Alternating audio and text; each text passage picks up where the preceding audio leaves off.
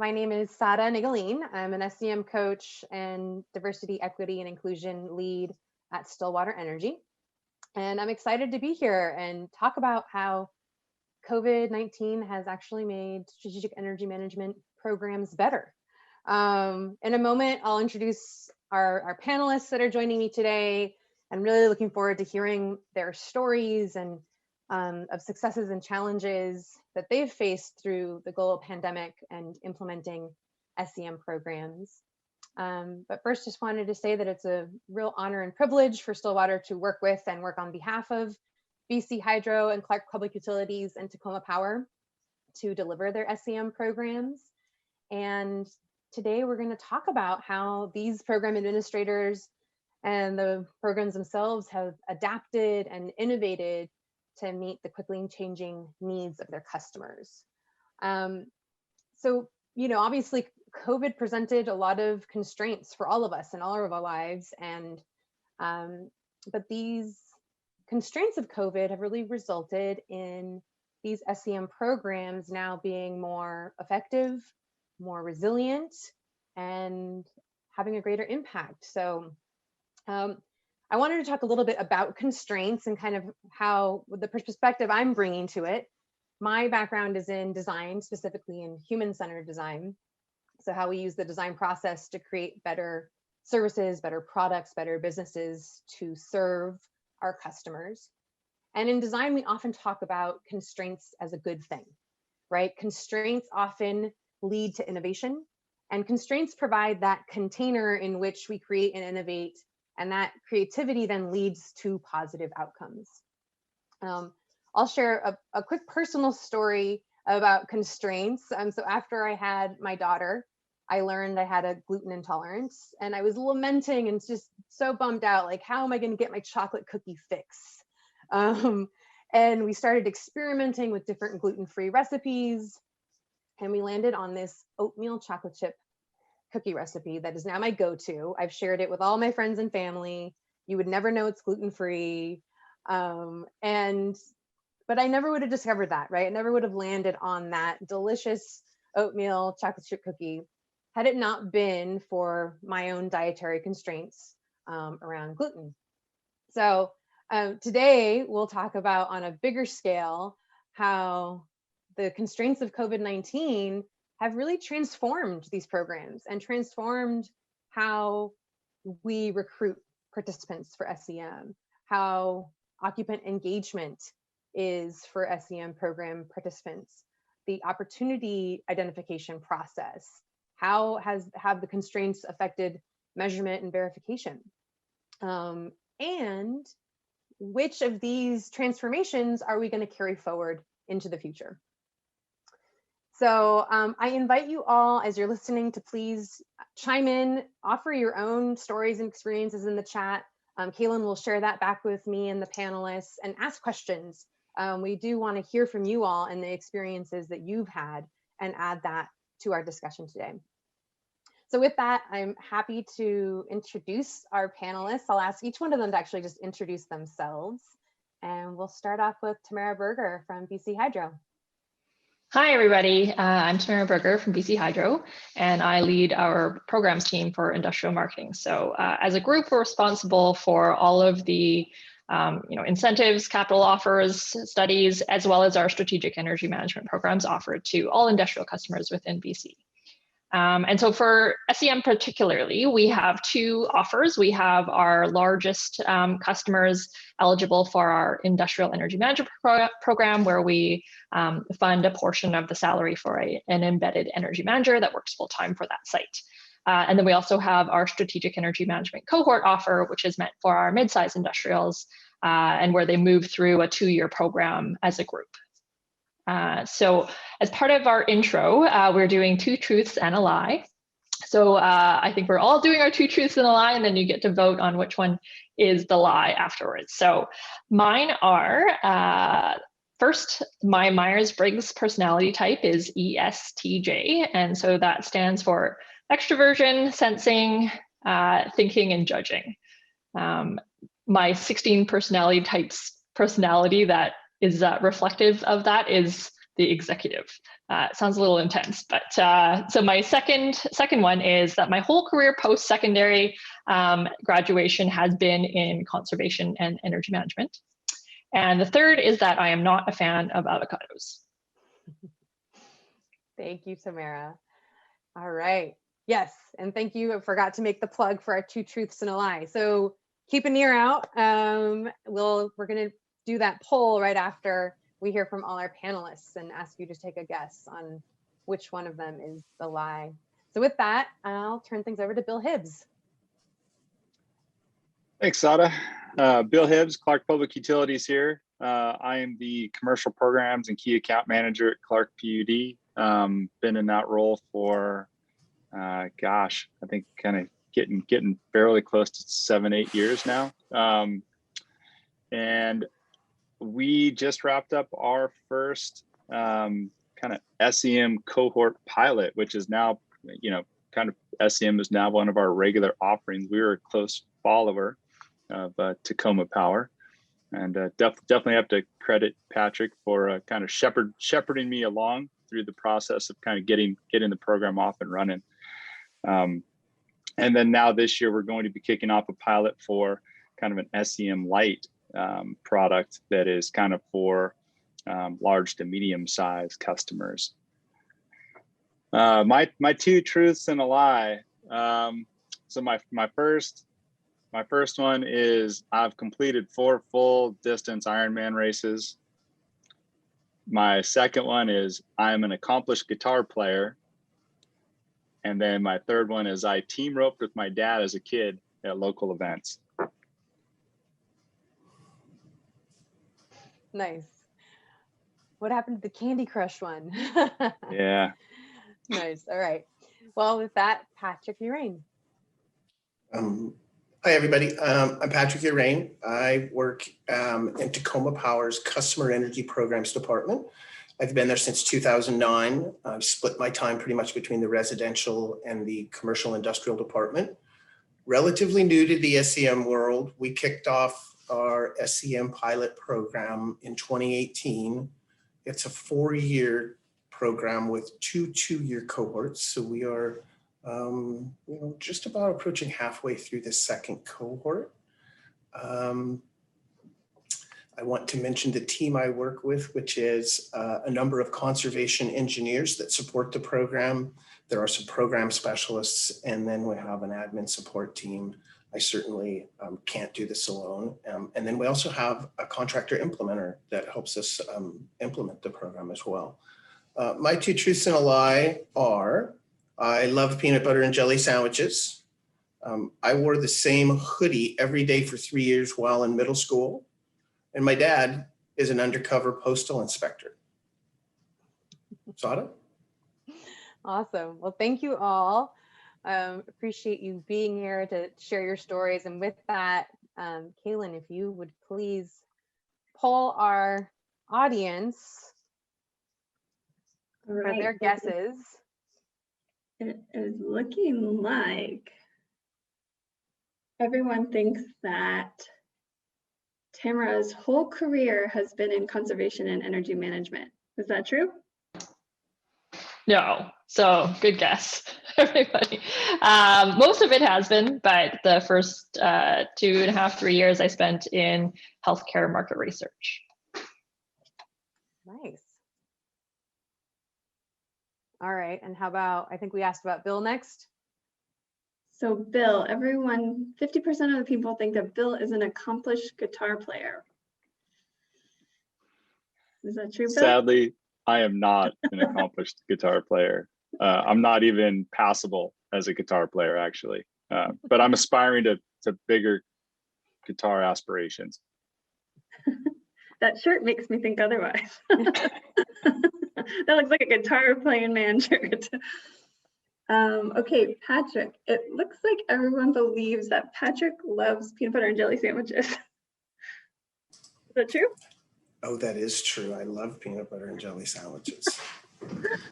Oh, great. My lie is actually, I did not wear a hoodie every day for 3 years in middle school. I grew way too much to think that I could wear the same clothes for those 3 years. So no. Awesome. Well, thanks for playing along. We wanted to change things up with our intros today. So you can take that one for your next team meeting. All right, well, with that, let's get into the content for today and talking about these constraints and how they have impacted SEM programs. And first, we're going to talk about recruiting, kind of, thinking about kind of the linear trajectory of a strategic energy management program. It does start with that recruiting piece. And would love to hear from Tamara and Patrick first off around this. What were some of the bright spots and challenges of recruiting during COVID? I can go first. So for us, historically, we've done everything in person. In particular for our cohort program, because the groups were organized so that they were in a certain region, so they'd be able to travel reasonably easily to be able to meet as a group for the group workshops. That was an important component. But then with everybody moving to working virtually, we've been able to actually extend the offer across the province. So previously we didn't have enough customers that would necessarily qualify to be recruited in a cohort, say up north or on the island or in the interior. And so that was a barrier for us to be able to offer that program out there. Now that we can do this virtually, across the province, those folks that were interested are now able to join. We've also noticed that there's just been an uptick in terms of attendance for things like workshops and training. Maybe being able to attend virtually has made it that much easier for folks because they don't have to make that travel, take the full day or two away from site to be able to do things like that. So that's been a definite positive for us. And we do have a mix of folks who are still at site because we work in industry and mills still need to run and that kind of thing. So that's been one of the challenges, trying to figure out a way that we can do a hybrid of, some things being totally virtual, some things being a combination of maybe having folks on site, and how to include those folks within that broader program now that we've made the shift. So folks have been very creative and very, I think, willing to try new things because everyone's been in this together and it happened to everybody at the same time, which I think was partially a benefit. But there's definitely still challenges just to make sure that we're being able to still offer things to everybody and taking into account those different physical and logistical challenges that customers have. Mm-hmm. Great. Yeah, and same question to you, Patrick, the kind of bright spots and challenges of recruiting during COVID. Sure. So, Tacoma is not a huge utility in terms of its customer size or our geographic region. So we maintain relatively good relationships with what would be our typical SEM, commercial SEM customers. And recruiting is an ongoing activity. It's very dynamic. There's times where we're very focused and times where, we're just going to casually mention, like, you'd be a good fit for this kind of situation. So when COVID hit, we were in the middle of recruiting for our cohort 2, probably about 6 months out from the start of this cohort. And the challenge was for the program manager that was running a non-virtual program. How do you even do this? Like for myself, I'm asking myself those questions immediately. Like, what do we need to do to be able to make this work? And what we found, one of the benefits is we're all in this together. Everybody had to transition. We pretty much all got the stay-at-home order at the same time. So for us at Tacoma, we were learning a new way to engage, kind of do our jobs, but our customers were very much in the exact same boat. And so while the challenge existed for us to learn the new tools, Zoom platform and those type of tools, for instance, our customers were faced with the same challenge. I want to say that one of the biggest benefits we had is our contractor implementer had already been Zoom aficionados, if you will, and they themselves had some expertise. So we were able to engage them not only with Tacoma Power employees that were engaged in the program, but also the customers to say, how do we do this? Like how do we engage through Zoom, and what are the best practices? What are the things we need to know, and what are the things we do that we should stay away from? And so we leveraged that. And You know, little plug, Stillwater Energy was able to bring that to the table and do really great job of kind of keeping us moving forward with the program. The other thing I want to mention is, you know, recruiting is all the way through participation agreement signature in my world. And my utility had really great tools available for me to use. So DocuSign's a really great example. Previous in cohort 1, you know, it is a PDF. I'm sending it to you, you're printing it, having your organization run it through and have everybody sign it, wrapping it up in an envelope, you're sending it back to me.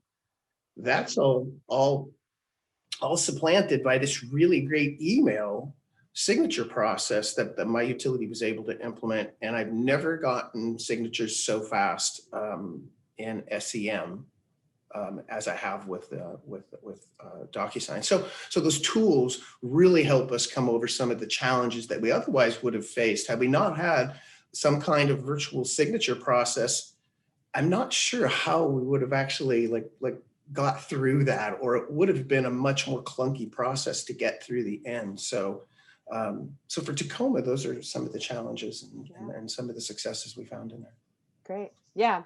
I kind of hear like two themes. One is that, you know, being able to, with the constraints of being virtual, actually be able to then recruit a broader, you know, swath of customers, at least geographically in the case of BC Hydro, right? Being able to extend to parts of the province that maybe otherwise you wouldn't be recruiting in. And then, of course, the technology uptick, right? That everyone at the same time was adopting these technologies into their everyday business practices. So it wasn't then a barrier for any new folks that you were looking to recruit into your industrial and commercial programs. Bill, anything to add around from Clark's perspective? Well, from Clark's perspective, you know, Patrick, you're 100% right. When you don't, you know, have DocuSign at your disposal, it is a bit of a clunky process, which, you know, I went through and came out on the other side. You know, participation agreements were tough, but you know, some of the bright spots and challenges specifically to recruiting during COVID for me is, you know, just not having that face-to-face meeting where I can go talk to a customer and share this wonderful program that we'd like them to participate in. You know, that was a big challenge for me. You know, for me, it's you know, I can get in a room and read somebody's body language a little bit and kind of, you know, understand a lot more about where they're at in regards to interest. And then, you know, another one of the really big challenges through COVID with recruiting is, you know, there was obviously a lot of other competing issues that the folks were dealing with. And, you know, really the participation in a program that was going to take additional time and bandwidth was really a tough sell for sure. But some bright spots, you know, as Patrick mentioned, you know, as customers became more comfortable with communication platforms, it did become easier to have, you know, kind of a quick check-in, you know, right? Like I wasn't having to drive to a site or anything like we could just have a quick check-in and virtually and talk and you know, actually got to see people's faces again and kind of read them a little bit and see where they were at. So some challenges and bright spots for me. That's great. Yeah, I'm pleased from the audience. So we'd love to hear your stories of those recruiting bright spots and challenges. Yeah, I think I certainly felt the loss, Bill, that you're talking about of that in person, right? And also the dynamic of, you know, from an implementer perspective and how we support the utility in recruiting, that used to be, you know, a side by side together with the customer. And, you know, it's just so much more dynamic when you're in person. You know, if it's me and Bill in a room with a customer, it's a very different dynamic than on this virtual setting that we've all become accustomed to.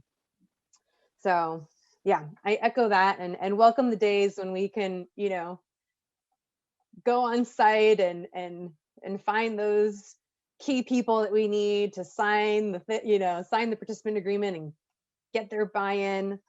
Yeah, I hope those days are coming. So as you think of those stories, please put them in the chat, and Kaitlyn will share those with us. We're going to transition now into talking about virtual delivery, right, which we've touched on a little bit already.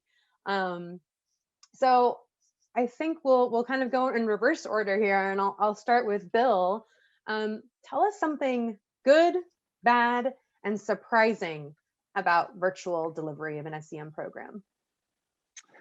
Well, I'll start with the good. You know, for me, you know, what we were able to pull off with workshop delivery and coaching was phenomenal. And really, you know, what happened for us is there's a higher rate of participation. You know, it was more convenient for folks to log on at their desk, and you know, so we actually had more participants, and then with the participants, we had a greater number of just team members for the energy teams at different organizations that were joining the call, which is really great. Like, it's just exponentially better when you can get, you know, 2, 3, 4 people off the energy team you've never seen before. They can actually kind of hear the message and get a better feel for what SEM truly is, you know, if it didn't trickle down from the top.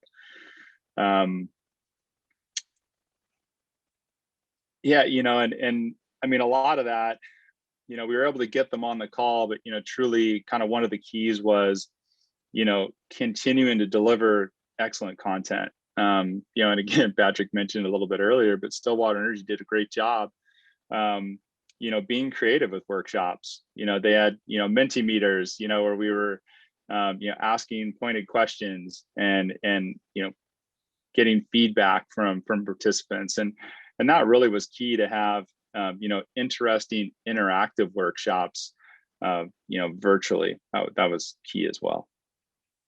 The bad, these bads aren't, you know, aren't going to come as a big surprise, but it's difficult to substitute for like site walks, you know, as part of the energy scan process, and kind of get a look into these buildings to see what's going on, to really kind of put together a register of operational opportunities. And then, you know, as everybody, you know, probably in attendance here knows, you know, COVID modeling really stinks and is really difficult. And then the surprising thing is, you know, it's not a massive surprise, but, you know, as I mentioned, we had greater participation, and I found that most of the participants were much more comfortable sharing and interacting with other cohort members in the virtual workshops and coaching calls. You know, it's definitely, you know, easier speaking into a screen than kind of speaking out loud in a room of your peers. You know, if we were all in person right now, my palms would be sweaty. Like, they're barely even sweaty right now. So I can attest to that. That's great. Thanks, Bill. And Patrick, what has been good, bad, and surprising about virtual delivery? So with virtual delivery, I think the good part of it, you know, I mentioned previously, like we were all kind of forcing this world together. So if you just setting the scene with that, I think the really good that I've seen is Bill had touched on it earlier, the convenience of virtual delivery. I don't have to, you know, go to the visitor center and pick Sada up and then bring her to my office, and we have a 1-hour meeting, and she doesn't have to travel. Just using it as an example, Sada, if you would like, but for customers, there's the bad part of that though, is there's so much that's lost in the nonverbals and the understanding of the interpretation. And are you getting what I'm saying? And are you understanding my meaning? And am I getting yours? And so, you know, the convenience is good, but the bad is that if you only have that way to engage, there is something that's lost through this engagement, right? In that I'm looking into a camera, but who am I talking to? The whole group? Am I talking to an individual? Like, it's so there's this odd thing to it that that I think it's a bad thing. I view it as there's something lost there. And that's not to even mention, the camera and the microphone kind of adjustments that we all needed to make, and getting backgrounds that were up where, my 2-year-old's not running around with just, half dressed kind of situations and things like that, right? That we all had to kind of just take with a grain of salt and understand, hey, working from home is that's a whole new thing. It adds a whole new interesting complexity to this thing. The surprising part to me was, one of the surprising parts to me, I think, is the level of engagement, which I think does get back to convenience. And it's not just people showing up, though. It has to do with maybe introvert, extrovert a little bit, and having some balance in this virtual world where people who maybe aren't willing to engage face-to-face are a little bit more likely to. I feel like there's something to that. Yeah, I think that was something we experienced that was surprising. Yeah, great. Seeing a common thread there with the engagement piece for sure. And how about Tamara for your industrial SEM programs?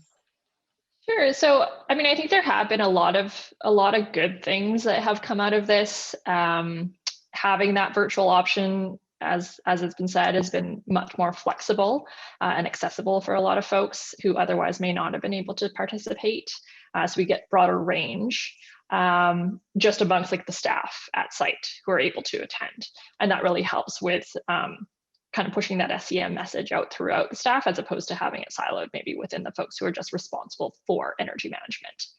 Our implementers were much more tech savvy, I think, than we are as a utility or as a program. So having those folks be ready and be capable and experienced with having to implement this stuff on our behalf was something we were very grateful for.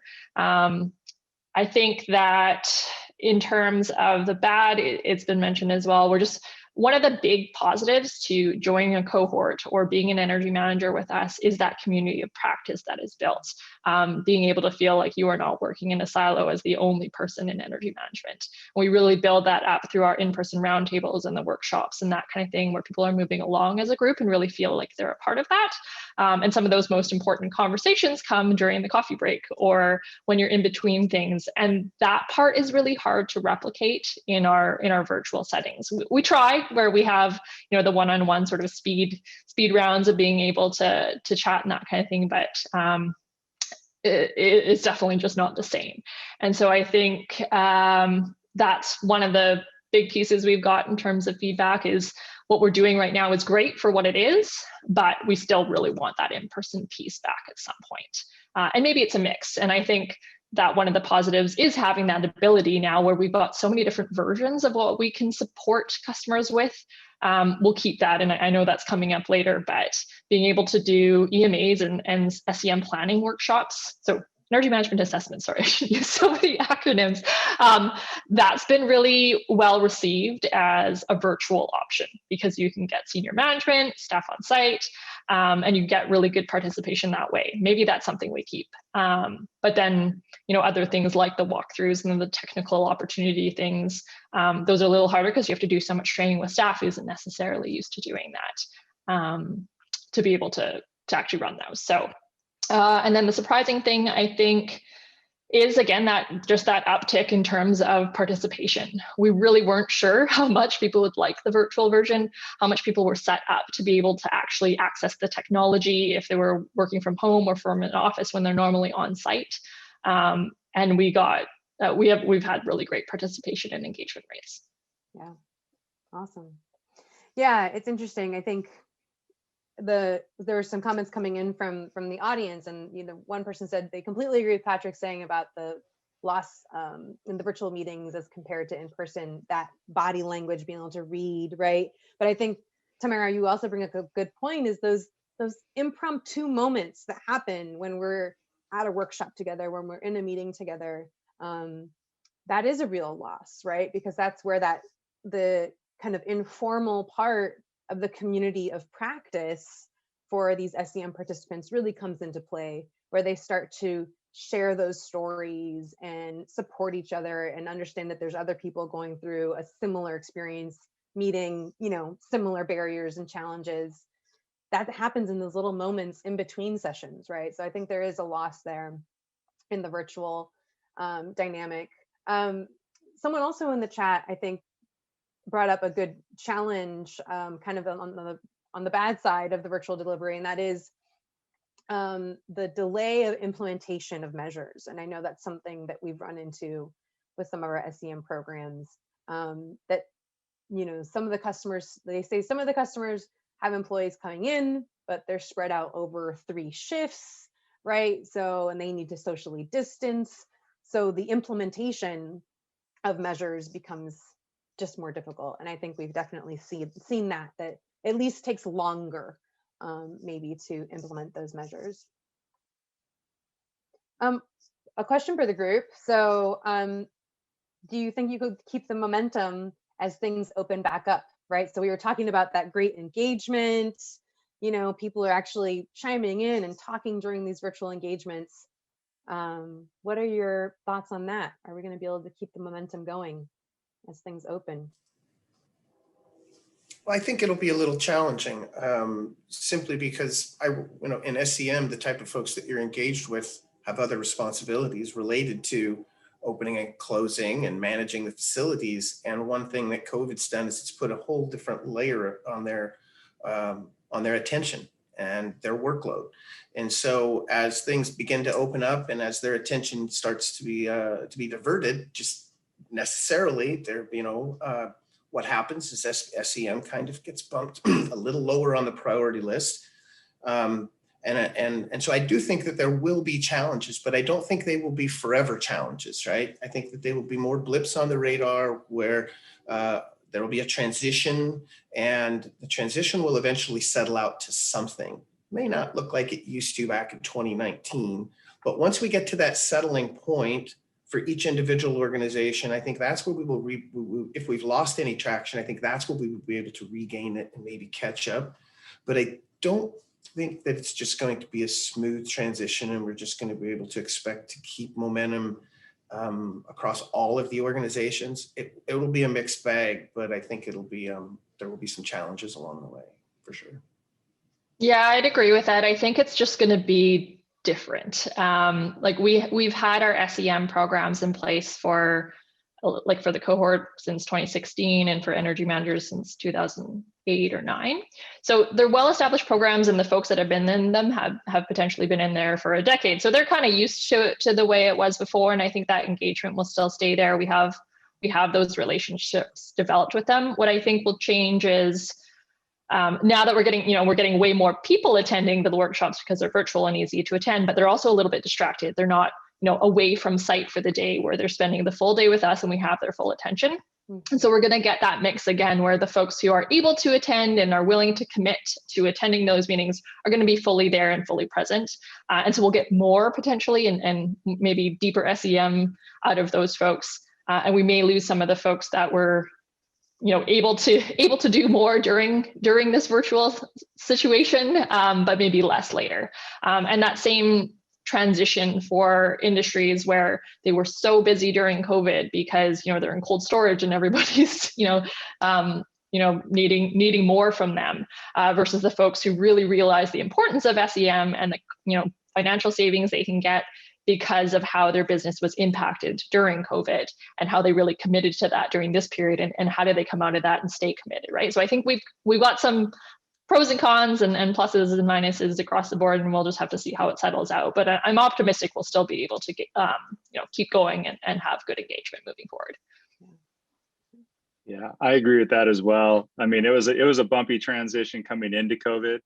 It's going to be a bit of a bumpy transition going out of COVID, right? As folks kind of settle back into their, business as usual, but I think that also affords an opportunity. It affords us the opportunity to customize a little bit and meet the customer where they are, and kind of get a feel for what that new normal is going to look like for them, and really kind of continue to enhance the SEM program to meet their needs. Great. Yeah, I think there's some interesting points in there around the engagement too, and with any change management, right? We talk about persistence and we talk about the importance of engagement in order to see persistence, right? That's an important element there.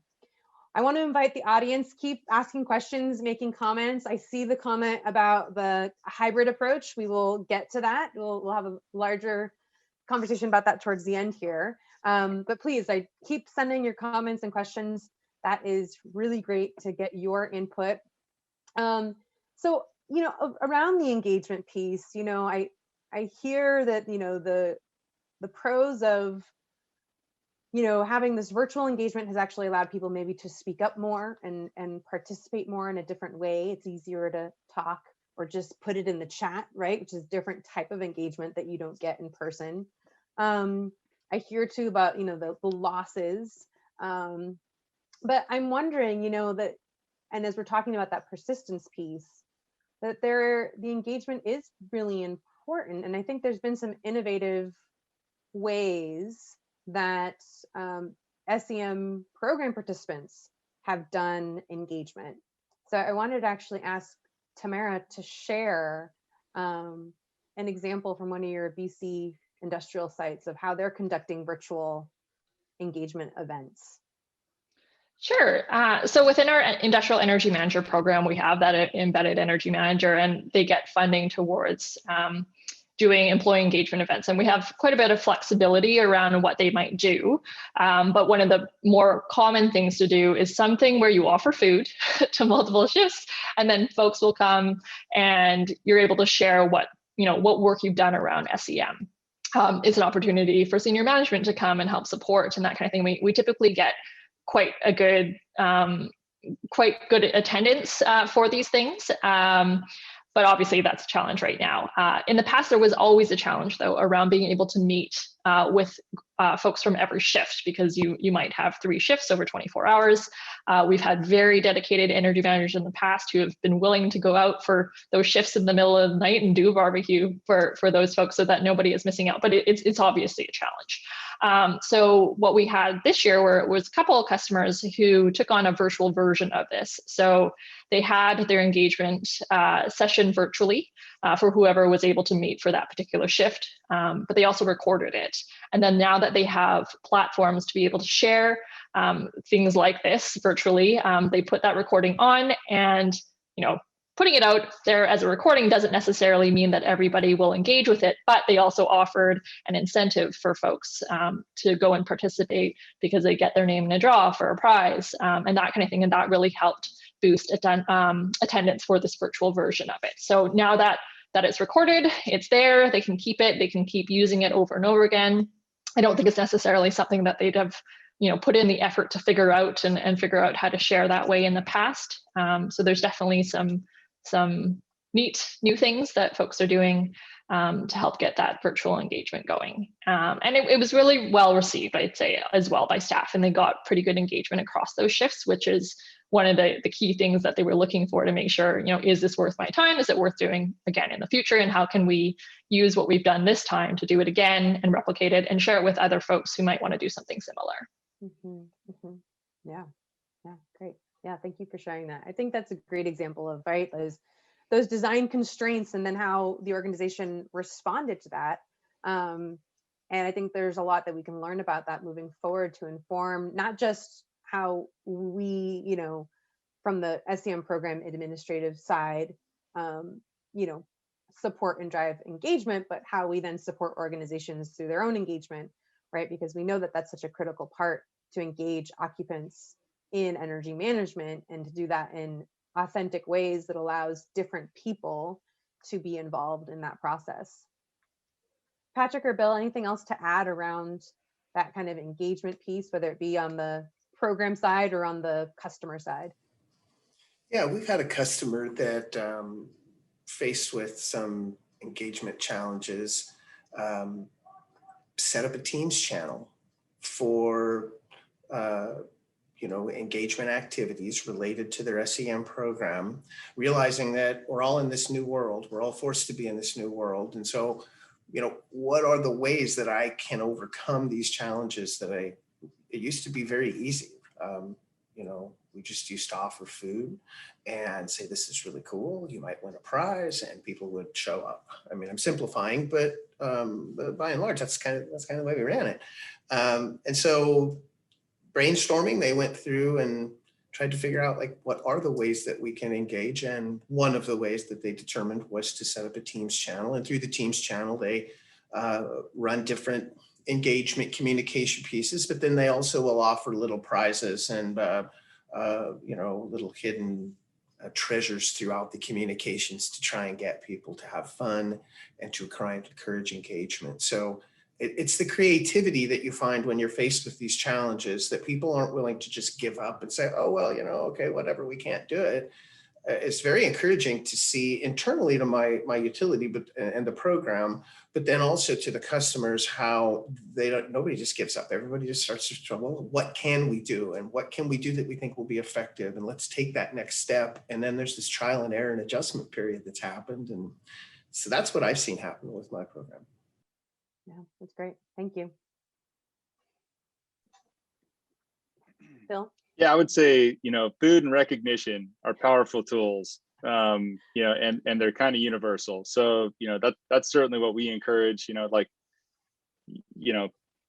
energy champions to, hey, feed people and call them out for the positive things they're doing.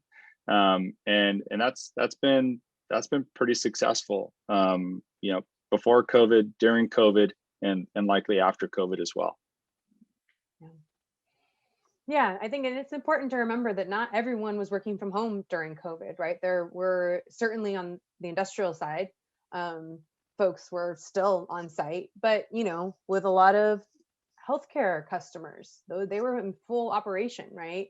Or different municipal organizations that we work with, they had people running there just as normal, whether it was through police or fire departments or even administrative staff. It kind of ran the gamut of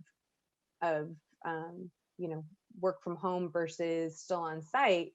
And so I think it's important to then continue to give these different ideas and support customers through different approaches to engagement, so that they can really be creative and have that recognition and have those opportunities to convene in safe ways. So yeah, I think there's some good inspiration to be taken also as we move forward.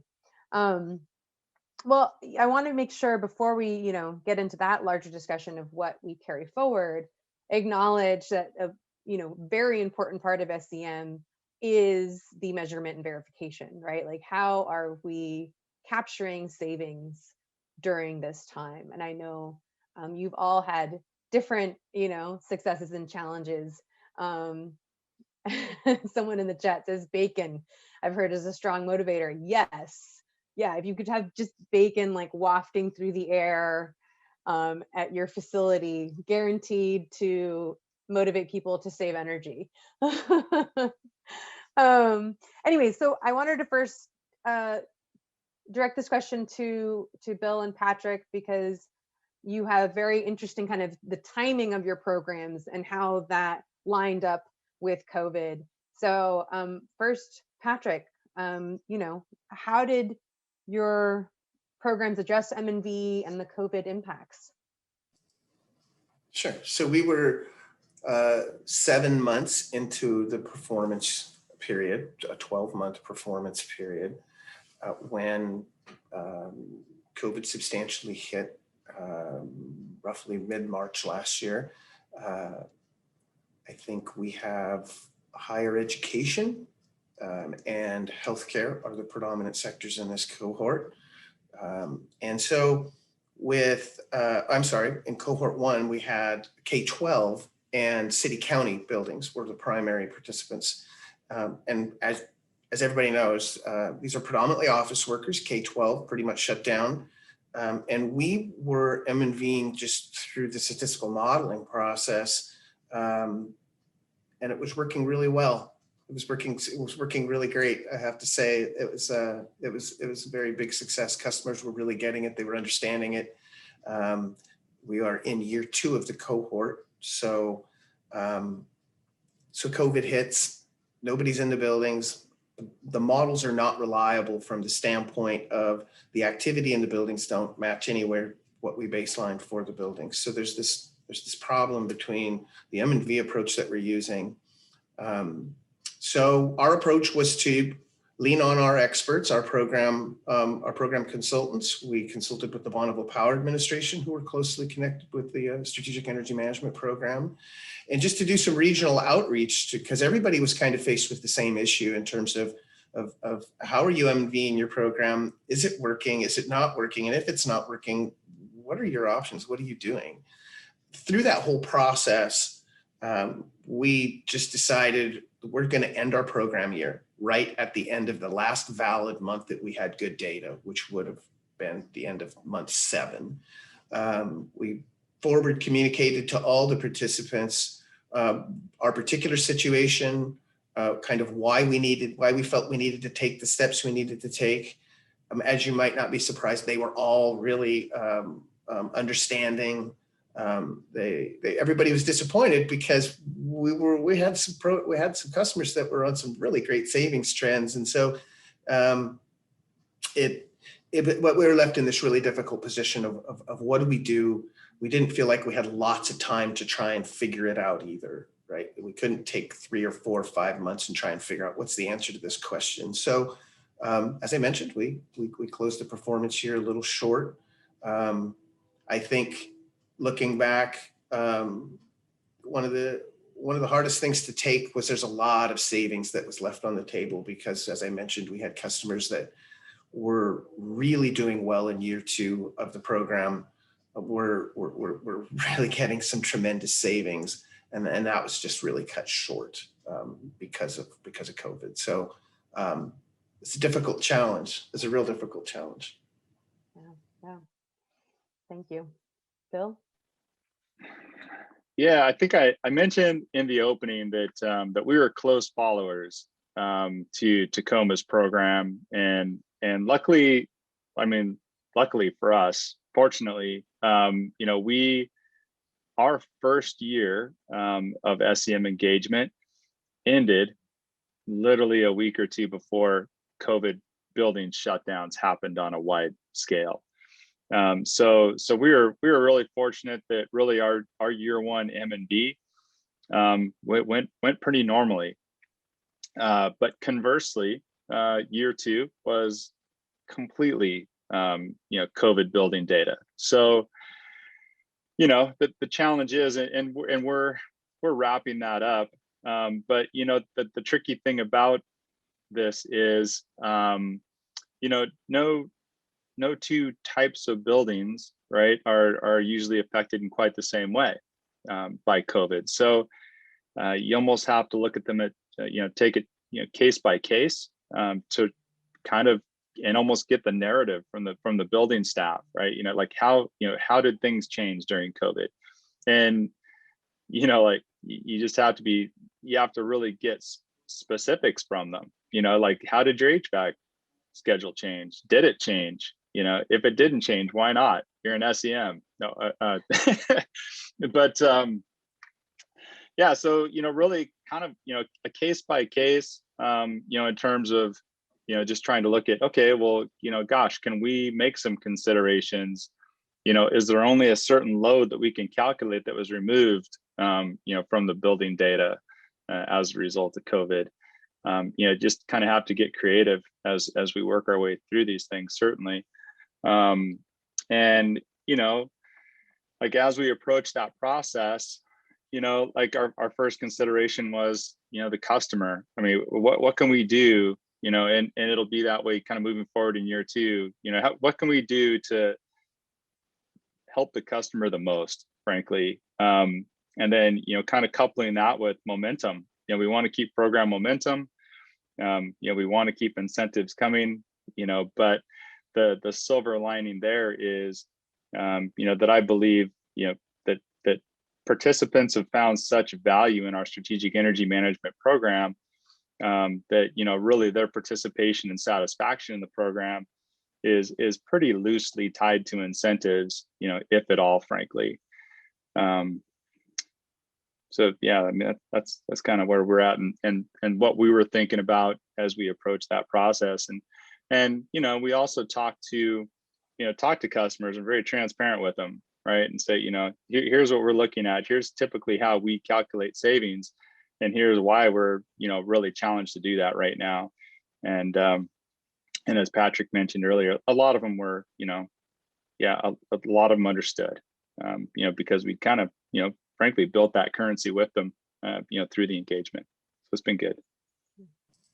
Sada, if I could follow up with one other thing Bill made me think of here was, we did a lot of outreach and discussion with the customers right off the bat. But the customers were really quite forward with us, saying that even if you, Tacoma Power, can figure out a way to continue this program, we have so many other things going on now. We can't continue the program on our end.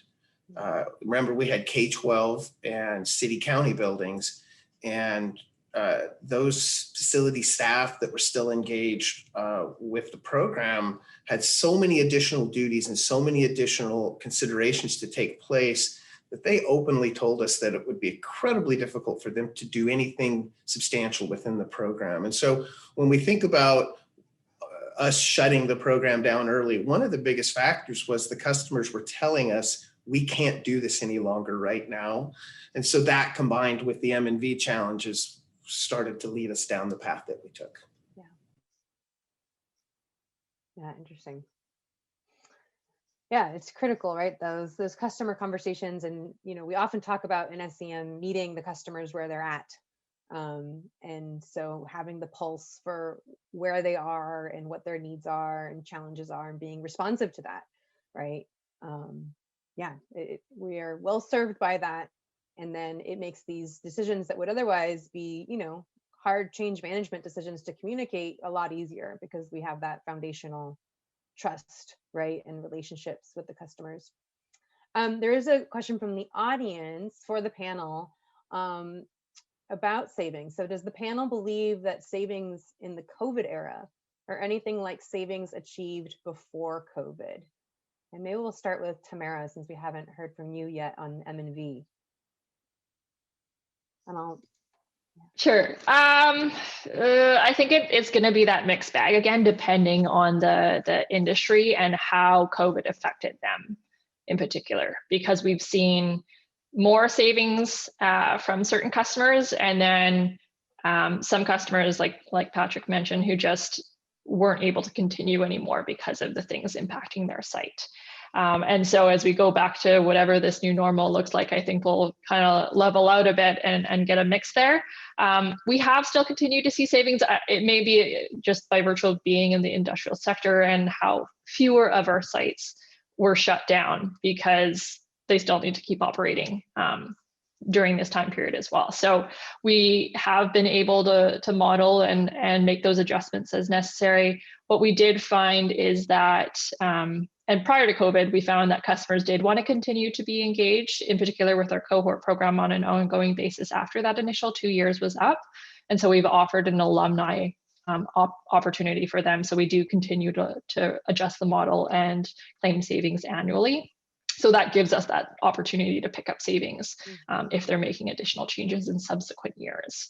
I think we've been, kind of learning as we go though too, and some of the challenges that come from having to rebaseline annually to get only incremental savings is a challenge. So we're sort of playing around with persistence and seeing what works there. It's looking a lot like we might go to a 1 year across the board until that final year. And that's something that we've learned throughout the modeling challenges we've had pre-COVID and during COVID. Yeah. Patrick and Bill, do you want to weigh in on this? Do you believe the savings in the COVID era are anything like savings achieved before COVID? Yeah, I think it's going to be organization by organization. What were you doing pre-COVID? What can you, or what are you doing post-COVID? And how does that relate to SEM activity and the savings there? And I think as a program manager, I think we're going to have to be more targeted in how we go after the savings. And that's not to say that just solely pointing the customers to just savings activities only that we can quickly quantify. and not going for maybe policy or engagement or things like that. But I think we're going to have to be a little bit more strategic in evaluating the customer, where they're at and where they can really go, and then trying to get them there. But I really think it's going to be this incredible mixed bag based upon each customer and what they can do. Phil, anything to add? Yeah, I agree with that. It's going to be customer by customer. You know, I mean, I'm sure a lot of folks have heard about, you know, just, you know, some of the standards that are, you know, so COVID standards, right? You know, increased air changes, you know, flush, and that's really energy intense activity, right? And you know, I mean, that's been kind of one of the additional values of SEM is, you know, we've tried to provide folks with maybe an alternative, you know, to those types of activities. But, you know, I mean, it's building by building, you know, those COVID impacts are going to be different. And, you know, so it's really tough to say, honestly. There is a question from the audience of a recent white paper that came out. So regarding estimating COVID impacts on savings, are you all aware or familiar with, or using, I should say, familiar with or using the COVID M&V white paper released by EVO and IPMVP that came out a couple months ago? Familiar. Don't ask me to quote it, but I think I'm familiar with what the question's asking. Using, I don't think we're at the point yet where we're implementing any new strategies from any recent white papers. Yeah, it's like the same case for us. We have folks in our M&V department as well as our evaluation team who participate in all these committees as well around the modeling and best practices. So they're certainly aware of them. In terms of what we're doing, it's a big piece of work we're doing right now, but we're not quite there yet. Yeah, I mean, ditto. You know, I mean, we're, you know, like I'm familiar with the paper, but, you know, at this point, we're really trying to take, you know, any project that requires, you know, kind of whole building energy modeling on a case by case, and you know, and just trying to be creative so that we can, you know, really be claiming the most appropriate amount of savings at this point. Great, thank you. Well, so shifting gears here a little bit and looking to the future, and we've been kind of hinting at this and speaking to this a little bit, and there's some specific audience comments and questions to this piece as well. But, you know, when we think about persistence and when we think about COVID impacts, and we are entering, I hope, a new phase in the pandemic, what do you all want to carry forward? What are the pieces from virtual delivery that you want to carry forward into whatever this next phase is? I think, Tamara, you kind of mentioned a hybrid approach. So why don't we start with how you're thinking about this piece moving forward? Sure. Yeah, I mean, I definitely think there are some really positive new things that have come out of this forced change for us. We've mentioned all of the different versions of energy management assessments and workshops and employee engagement type activities that have been developed that we can do virtually. And so I think what we're going to do is try to offer a few options for customers moving forward so that we can meet them where they're at and they can pick which of those is going to work best for them. Just high level, what we've seen so far is that, you know, from implementer feedback and customer feedback, virtual EMAs and SEM workshops work fairly well. They can get good engagement, they can get what they need, figure out what their target should be, and then go away and work on those. And they've been able to make progress. Where we see more of a challenge is those in-person audits and walkthroughs where you're doing the energy scans and looking for opportunities. Those can be done virtually. They require way more upfront work and sort of training of the operators or the staff that are going to have to do the walkthrough, because they're not normally the ones who have to do it. You know, trying to get someone, I don't know, you're texting or you're FaceTiming to show what's going on at site so that you're able to figure out what those opportunities are. certainly can be done, but it's more challenging. So I think that's one of the things we most likely try to do in person again. Same thing with our big roundtables. Maybe, for example, we normally gather all of our energy managers across the province. Usually in Vancouver, twice a year. So everybody gets to meet. We have networking and a bit of social stuff. That's a really popular thing. Do we do it twice a year in person because people really miss each other? Or do we go to one virtual and one in person because it helps save time on travel and costs and that kind of thing? I think we've got some options though. Yeah, great. Patrick, what are we going to carry forward from us? I would say that we'll carry it all forward in this kind of vein. We'll let the customer kind of determine what's the best delivery for them.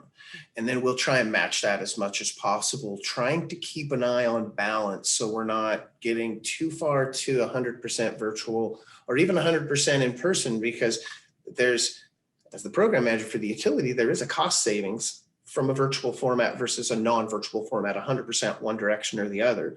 So I think balance is probably going to be what I, as the program manager, am looking for going forward, letting the customer kind of opt in and out of like, what do they think is really a good virtual fit for them in terms of the different parts of SEM we'll deliver and what's not. And then working with the program implementer to determine what are the things that we absolutely need to do on site. The energy assessment on site is one of those things that, well, we could do it virtually, but there is something lost there. We would much rather be on site. So I think there's going to be some work to do to try and figure out, like, how are we going to present it to the customer? And then how are we going to let the customer kind of figure out what they want to do? And I think there'll be this dynamic nature as you go through the engagement where, at certain points, the customer might be wanting to do this virtual for their own internal reasons, and it might shift at a different time in May. So I think that's the way it's going to work, where it's going to be optional. And if there's any other delivery, value adds or whatever we can bring in, I would welcome those. I'm still in pilot phase. So for me, I'm like, we can still test things. We can still work on things. Once we get out of pilot phase, it's a little bit harder to do some of those tests. So I would welcome all of what we're learning right now moving forward and more, for sure. Great. Bill? Yeah, I'd mirror a lot of what Patrick said. The easy answer for, kind of SEM and a hybrid approach is, kind of take the good stuff out of both method deliveries for SEM, right? As you can, as buildings move closer to reopening, we're going to find out what the new normal looks like for participants and customers. But I think we're still, a little ways away from really kind of understanding how quickly we're going to be able to have, large meetings or, energy scans in person. Mm-hmm. So I think it'll be important to utilize the virtual tools we've developed to kind of foster continuity while we learn, from participants, kind of what the most meaningful way is for them to receive SEM. Kind of specifically, I definitely see, or could see, virtual and in-person options for forums, right? So that, we're still able to get the folks that have always showed up for, forums and coaching calls, but, we don't necessarily have to lose kind of members of that larger team that aren't always able to make it in person. Zoom calls replacing coaching calls was huge, through this virtual delivery. So, I definitely see that kind of continuing on. It's still, pretty time efficient. Nobody's got to drive anywhere. And we get to see each other face to face, which I think is important on those coaching calls. And then, I can see more frequent virtual control scans, that utilize, screen sharing and things like that. I think that's kind of been a breakthrough, through this that I hope more customers take advantage of. And then, really also I could see, kind of greater utility implementer participation in energy team meetings, with the onset of Zoom. We've got one customer that has a virtual green team meeting and we join all the time. And so, the platforms exist, and so I see more of that happening into the future. and you know, just kind of taking the best pieces of both methods and it's finding more opportunities for meaningful interactions with participants. Yeah, absolutely. And I'm glad you made that point about the energy team meetings. I mean, that's been a real plus from my perspective as an energy coach, right? Being able to get visibility into energy team activities and what they're doing. And now it's just become this normal, easy way for us to have visibility, right, into what the energy teams are doing and help remove barriers and problem solve and answer questions. So I would love to see that moving forward. There was a audience comment here that I wanted to share. It was a little earlier on. And it's, you know, they say, so it sounds like a hybrid approach in the future might be the best option in terms of widening the diversity of participants, but also meeting in person for building and plant walkthroughs. And I want to kind of call out and highlight that piece of widening the diversity, because it's something that we've kind of touched on in a few different ways here. But, you know, Tamara, you talked about that access, right? And being able to extend program offerings into areas of the province that maybe that you didn't have program offerings before. So do you see that as a way of, you know, expanding the diversity of the types of participants? Yeah, absolutely. I think that that's something that we do want to keep. It was harder probably pre-COVID with fewer of our customers being used to a virtual environment because so much of the work is done on site.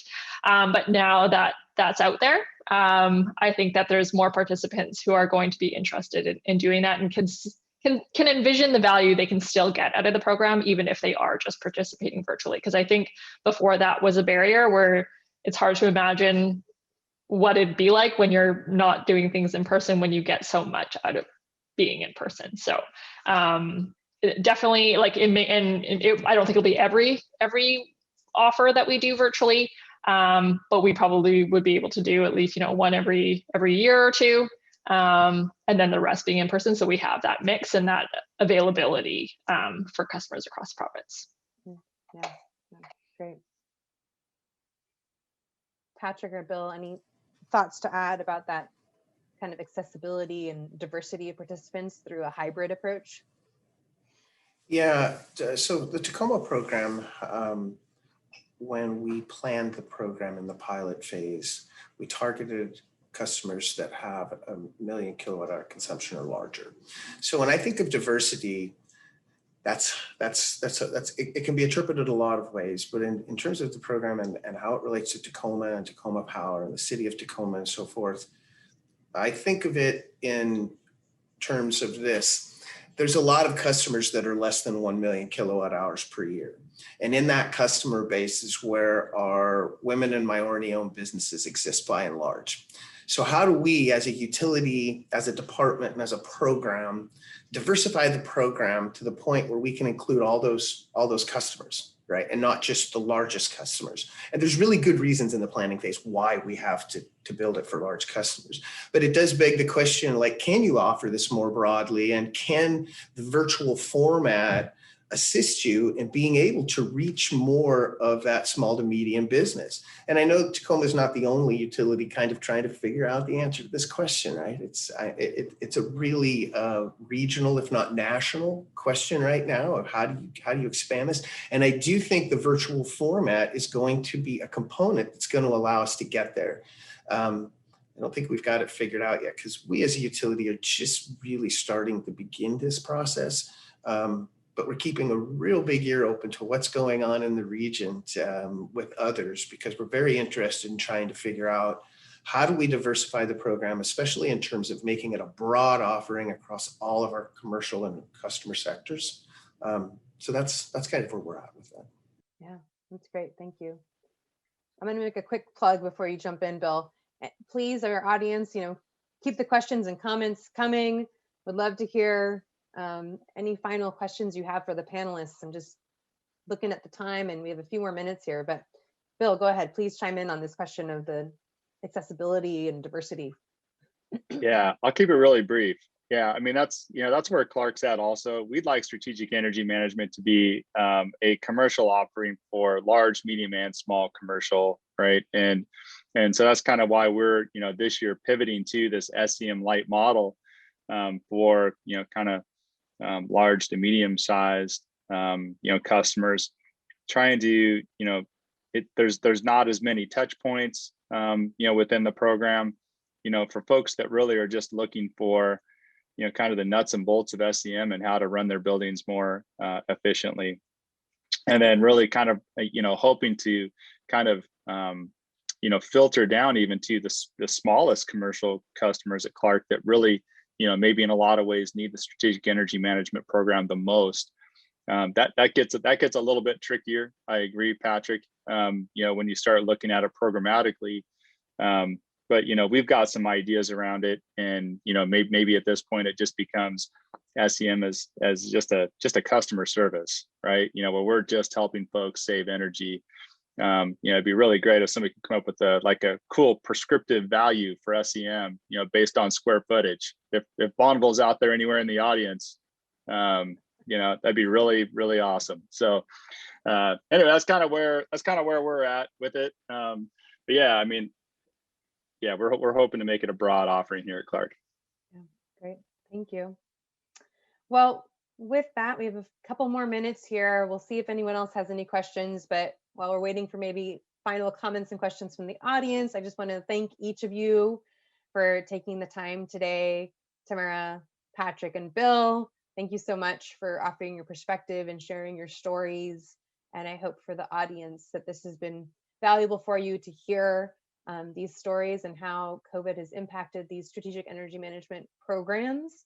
And I look forward to what comes next. I think exciting new frontier of a hybrid delivery model. Bring it on. We'll be ready for whatever the technological needs are.